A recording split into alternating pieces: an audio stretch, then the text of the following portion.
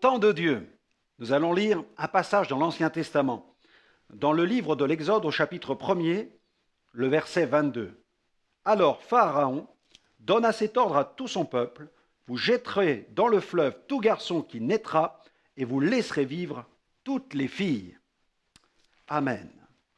Mais Dieu est puissant pour son peuple. Il a fait briller une lumière d'espérance dans la nuit la plus sombre. Alors que Pharaon nourrissait l'idée d'éradiquer la race juive, l'Éternel suscita du milieu de ses enfants un libérateur, Moïse. Moïse, quel beau nom! Un nom qui signifie sauver des eaux et qui célèbre le souvenir de sa naissance. Ce nom laissait présager un destin unique. Mais il nous faut voir aussi dans ce nom l'annonce prophétique d'une grande délivrance pour le peuple hébreu retenu dans la servitude. Car en effet, ce jour viendrait où Moïse serait l'instrument de cette grande délivrance. Ce jour-là, il deviendrait le libérateur de tout un peuple. Mais avant de mettre sur pied une grande opération de sauvetage et de placer son serviteur à la tête du peuple hébreu, l'Éternel procéda au dépouillement de son serviteur. Il le prépara pour une mission divine. Il le dépouilla des honneurs dus à son rang, de la pompe des cérémonies religieuses, de tout le prestige et des richesses de l'Égypte. Il semble d'ailleurs qu'une conviction spirituelle ait pris peu à peu place dans le cœur de Moïse et qu'il ait commencé à discerner que Dieu l'appelait à être le juge et le libérateur des Israélites. Mais Dieu a son temps. Il prépare ses serviteurs avant de les envoyer. Voyant un Égyptien frapper un Hébreu, Moïse tua l'Égyptien et cacha son corps dans le sable.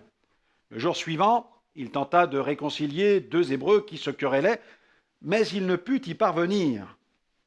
La Bible nous rappelle ceci dans Exode 2, versets 11 à 12. En ce temps-là, Moïse, devenu grand, se rendit vers ses frères et fut témoin de leurs pénibles travaux. Il vit un Égyptien qui frappait un Hébreu d'entre ses frères. Il regarda de côté et d'autre, et voyant qu'il n'y avait personne, il tua l'Égyptien et le cacha dans le sable. Mais l'affaire ayant été connue, Moïse dut prendre la fuite. Il était alors âgé de 40 ans, et il vécut en exil pendant 40 nouvelles années. Cette scène tragique nous enseigne que Dieu a son temps pour agir. Il est le chef. Lorsque c'est la chair qui nous pousse à accomplir des choses pour Dieu, les conséquences sont souvent désastreuses. Il nous faut apprendre à servir le Seigneur dans le timing de Dieu. Il nous faut nous reposer sur le bras de Dieu et non sur celui de la chair.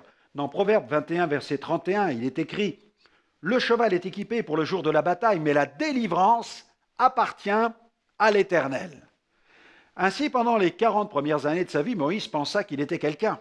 Mais pendant les 40 années suivantes, pendant lesquelles il fut en exil, il apprit que sans l'Éternel, il n'était rien.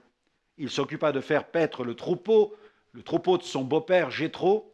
L'Éternel put modeler celui qui, mis à part, allait devenir le libérateur d'Israël. Avoir une conviction personnelle d'un appel ne veut pas dire que vous êtes appelé à exercer tout de suite. Sachez écouter la voix de Dieu et vous laisser façonner, modeler. En son temps, votre appel se concrétisera. Alors j'aimerais vous recommander cette prière pour aujourd'hui. Seigneur, merci pour ce qui germe dans mon cœur depuis des mois, voire même peut-être depuis des années.